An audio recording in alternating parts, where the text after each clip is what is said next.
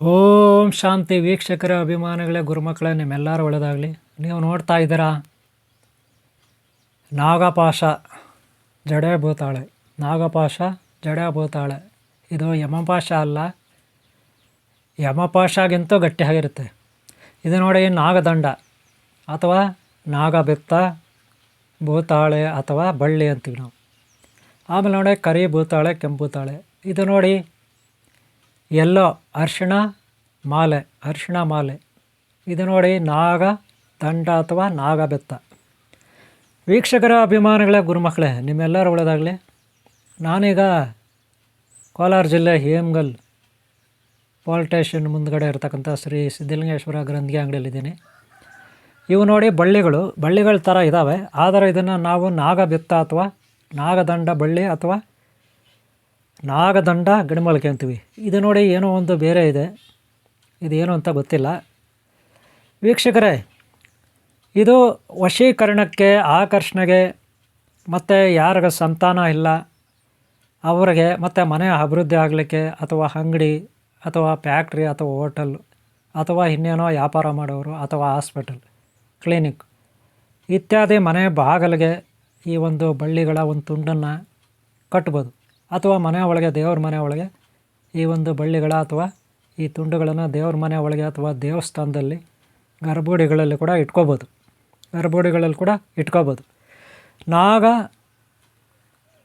ದಂಡ ಅಥವಾ ನಾಗ ಬಳ್ಳಿ ಅಥವಾ ನಾಗಬೆತ್ತ ಅದಾಯಿತು. ಆದರೆ ಇದೇನು ಗೊತ್ತಾ, ಇದು ನನಗೂ ಗೊತ್ತಿಲ್ಲ, ಕಾಡುಗಳಲ್ಲಿ ಇರುತ್ತೆ.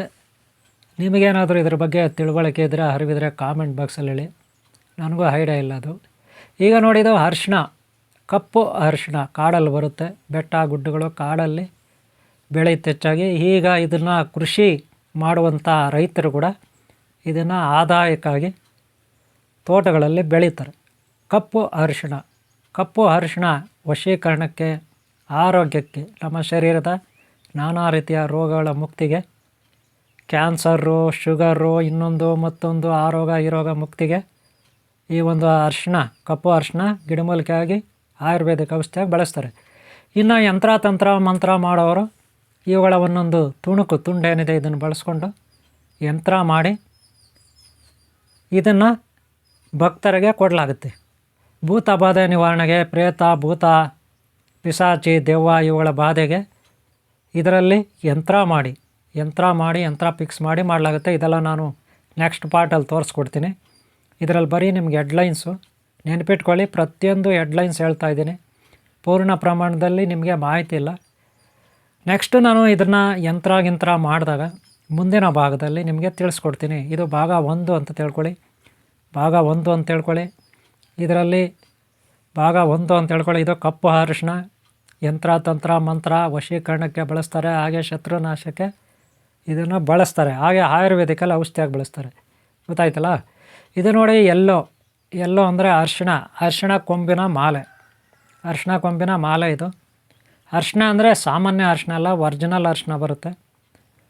ಯಂತ್ರ ತಂತ್ರ ಮಂತ್ರಕ್ಕೆ ಬಳಸುವ ಅರಿಶಿಣ, ಆ ಕೊಂಬಿನಿಂದ ಮಾಡ್ತಕ್ಕಂಥ ಆ ಕೊಂಬುಗಳು ಏನು ಅರಿಶಿಣ ಇದೆ, ಅರಿಶಿಣದ ಗಡ್ಡೆ, ಅದರಲ್ಲಿ ಮಾಡ್ತಕ್ಕಂಥ ಮಾಲೆ. ಇದನ್ನು ಧರಿಸಿದರೆ ಮಹಾಲಕ್ಷ್ಮಿ ಅಷ್ಟೈಶ್ವರ್ಯ ಮಾತೆ ಒಲಿತಾಳೆ. ಹಾಗೆ ಯಂತ್ರ ತಂತ್ರ ಮಂತ್ರ ಸಾಧಕರು ಸಿದ್ಧಿ ಮಾಡಿಕೊಳ್ಳಿಕ್ಕೆ ಈ ದೇವಸ್ಥಾನದಲ್ಲಿ ಇರ್ತಕ್ಕಂಥ ಗುರುಗಳು ಅಥವಾ ಇನ್ನೆಲ್ಲೋ ಇರ್ತಾರಲ್ಲ ಮಂದಿರಗಳಲ್ಲಿ ಗುರುಗಳು, ಯಂತ್ರ ತಂತ್ರ ಮಾಡಲಿಕ್ಕೆ ಜಪಮಾಲೆ ಹಾಗೂ ಇದನ್ನು ಬಳಸ್ತಾರೆ, ಜಪ ಮಾಡಲಿಕ್ಕೂ ಅಥವಾ ಕೊರಳಲ್ಲಿ ಹಾಕ್ಕೊಂಡು ಮಂತ್ರ ಸಾಧನೆ ಮಾಡಲಿಕ್ಕೆ ಇದು ಬಹಳ ಸೂಕ್ತ ಇರುತ್ತೆ. ಇದ್ರ ಬಗ್ಗೆ ಹೆಚ್ಚಿನ ಮಾಹಿತಿ ಮುಂದೆ ನಾನು ನೆಕ್ಸ್ಟ್ ಪಾರ್ಟ್ಗಳಲ್ಲಿ ಕೊಡಲಿಕ್ಕೆ ಪ್ರಯತ್ನಿಸ್ತೀನಿ. ಯಂತ್ರ ತಂತ್ರ ಮಂತ್ರ ವಶೀಕರಣಕ್ಕೆ, ಹಾಗೆ ಮಹಾಲಕ್ಷ್ಮಿ ಒಲಿಲಿಕ್ಕೆ ಈ ಒಂದು ಹಳದಿ ಅರಿಶಿಣದ ಮಾಲೆ ಏನಿದೆ ಇದನ್ನು ಉಪಯೋಗಿಸಲಾಗುತ್ತೆ. ಗೊತ್ತಾಯ್ತಲ್ಲ? ಜಪ ಮಾಡಲಿಕ್ಕೂ ಆಗುತ್ತೆ, ಕೊರಳಲ್ಲಿ ಹಾಕ್ಕೊಳ್ಳೋಕ್ಕೂ ಆಗುತ್ತೆ. ಇದನ್ನು ಕೂಡ ನೀವು ತೊಗೋಬೋದು. ಹೆಚ್ಚಿನ ಮಾಹಿತಿಯನ್ನು ನೆಕ್ಸ್ಟ್ ಪಾರ್ಟ್ಗಳಲ್ಲಿ ನೋಡೋಣ. ನಿಮಗೆ ಹೆಡ್ಲೈನ್ಸಲ್ಲಿ ಕೊಡ್ತಾಯಿದ್ದೀನಿ. ಮುಂದಿನ ಭಾಗಗಳಲ್ಲಿ ಹೆಚ್ಚಾಗಿ ನಾನು ಮುಂದಿನ ಭಾಗದಲ್ಲಿ ಕೊಡ್ತೀನಿ ನಿಮಗೆ. ಇಲ್ಲಿ ಕೇವಲ ಒಂದೊಂದು ಪರಿಚಯ ಮಾಡ್ತೀನಿ. ಇದು ನೋಡಿ ಕೆಂಪು ತಾಳೆ ಅಥವಾ ಕರಿ ಭೂತಾಳೆ ಅಂತೀವಿ ನಾವು. ಕೆಂಪು ತಾಳೆ ತುಂಡಿದು ದೇವಸ್ಥಾನಗಳಲ್ಲಿ ಅಥವಾ ಮಂದಿರಗಳಲ್ಲಿ ಮಂತ್ರದಂಡವಾಗಿ ಇದನ್ನು ಉಪಯೋಗಿಸ್ಬೋದು, ಅಥವಾ ಮನೆಗಳಲ್ಲಿ ದೇವ್ರ ಮನೆಯಲ್ಲಿ ಇಟ್ಕೋಬೋದು. ಮಂತ್ರದಂಡವನ್ನು ಆಗಿದ್ದನ್ನು ಆಶೀರ್ವಾದ ಮಾಡಲಿಕ್ಕೆ ಬಂದಂಥ ಭಕ್ತರಿಗೆ ಉಪಯೋಗಿಸ್ಕೋಬೋದು. ಮನೆ ದೇವ್ರ ಮನೇಲಿ ಇಟ್ಕೋಬೋದು, ಗರ್ಭಗುಡಿಗಳಲ್ಲಿ ಇಟ್ಕೋಬೋದು. ಸಾಧಕರು ಗುರುಗಳಾದಂಥವ್ರು ಅಥವಾ ಮನೆಯಲ್ಲಿ ಯಾರು ಇದನ್ನು ಪ್ರಾಕ್ಟೀಸ್ ಮಾಡ್ತಾರೆ ಯಂತ್ರ ತಂತ್ರ ಮಂತ್ರ ಅವ್ರಿಗೂ ಆಗುತ್ತೆ. ಅಥವಾ ಮನೇಲಿ ದೇವ್ರ ಮನೇಲಿ ಗರ್ಭಗುಡಿಯಲ್ಲಿ ಇಟ್ಕೊಂಡ್ರೆ ವಶೀಕರಣಕ್ಕೆ ದೈವಿಶಕ್ತಿ ವಶೀಕರಣಕ್ಕೆ ಆಗುತ್ತೆ. ಶತ್ರು ಬಾಧೆ, ರೋಗ ಬಾಧೆ, ಭೂತ ಪ್ರೇತ ಪಿಶಾಚ ಬಾಧೆ ನಿವಾರಣೆಗೆ ಇದನ್ನು ಉಪಯೋಗಿಸ್ಬೋದು. ಕೆಂಪು ತಾಳೆ ಅಥವಾ ಕರಿಬು ತಾಳೆ ಅಂತ ನಾವು ಇದಕ್ಕೆ ಕರಿತೀವಿ. ಗೊತ್ತಾಯ್ತಲ್ಲ ವೀಕ್ಷಕರೇ, ನೀವು ಈ ಮಾಲೆ ಬಗ್ಗೆ ನೋಡಿದ್ರಿ, ಕೆಂಪು ತಾಳೆ ಬಗ್ಗೆ ನೋಡಿದ್ರಿ, ಬೆತ್ತದ ಬಗ್ಗೆ ನೋಡಿದ್ರಿ. ಇವೆಲ್ಲ ಬರೀ ಪರಿಚಯ ಅಷ್ಟೇ ಈ ವಿಡಿಯೋನಲ್ಲಿ. ನೆಕ್ಸ್ಟ್ ಪಾರ್ಟಲ್ಲಿ ನಾನು ಹೆಚ್ಚಾಗಿ ನಿಮಗೆ ತಿಳಿಸ್ಕೊಡ್ತೀನಿ. ಗೊತ್ತಾಯ್ತಲ್ಲ, ನೆಕ್ಸ್ಟ್ ಮುಂದಿನ ಭಾಗದಲ್ಲಿ ಹೆಚ್ಚಾಗಿ ತಿಳಿಸ್ಕೊಡ್ತೀನಿ. ಇದು ನೋಡಿ ಕೆಂಪು ತಾಳೆ, ಆಗಲೇ ನಾನು ತೋರಿಸ್ತಿಲ್ಲ, ಕೆಂಪು ತಾಳೆ ಕರಿಬು ತಾಳೆ. ಗೊತ್ತಾಯ್ತಲ್ಲ, ಮುಂದಿನ ಭಾಗದಲ್ಲಿ ನಾನು ಹೆಚ್ಚಾಗಿ ನಿಮ್ಗೆ ತೋರಿಸ್ತೀನಿ ಇವುಗಳ ಬಗ್ಗೆ. ನೋಡಿ, ನಾಗಭೂತಾಳೆ ಅಥವಾ ನಾಗ ದಂಡ ಅಥವಾ ನಾಗ ಬೆತ್ತ ಅಂತ ನಾವು ಇದನ್ನು ಕರಿತೀವಿ. ನೋಡಿ, ಜೋಡಿ ಇದೆ ಇದರಲ್ಲಿ. ಜೋಡಿ ಇದ್ದರೆ ಬಹಳ ಉತ್ತಮ.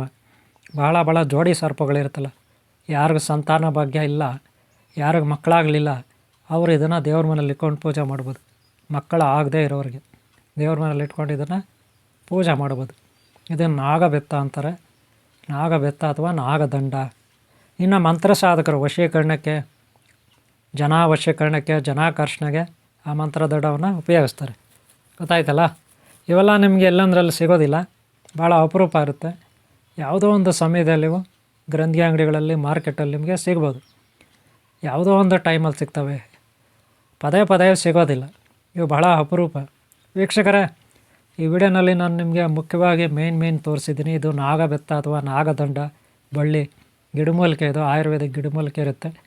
ಹಾಗೆ ಯಕ್ಷಿಣಿ ವಿದ್ಯೆ ಅಥವಾ ಯಕ್ಷಿಣಿ ಅಥವಾ ಅಷ್ಟೈಶ್ವರ್ಯ ಮತ್ತು ಮಹಾಲಕ್ಷ್ಮಿ ವಶೀಕರಣಕ್ಕೆ ಇದು ನಾಗದಂಡ ಅಥವಾ ನಾಗಬೆತ್ತ ಉಪಯೋಗ ಆಗುತ್ತೆ. ಇದರಲ್ಲಿ ಸಿಂಗಲ್ ಇರುತ್ತೆ, ಡಬಲ್ ಇರುತ್ತೆ. ಡಬಲ್ ಇದ್ದರೆ ಭಾಳ ಸೂಕ್ತ ಇರುತ್ತೆ, ಹೆಚ್ಚಿನ ಶಕ್ತಿ ಇರುತ್ತೆ. ಜೋಡಿ ಸರ್ಪಗಳ ಆಕೃತಿ.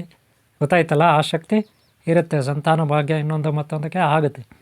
ಇವೆಲ್ಲ ಗ್ರಂಥಿ ಅಂಗಡಿಗಳಲ್ಲಿ ಅಥವಾ ಮಾರ್ಕೆಟಲ್ಲಿ ಎಲ್ಲಂದ್ರಲ್ಲಿ ಹೆಚ್ಚಾಗಿ ಸಿಗಲ್ಲ, ಕಾಡುಗಳಲ್ಲಿರುತ್ತೆ, ನೆನ್ಪಿಟ್ಕೊಳ್ಳಿ.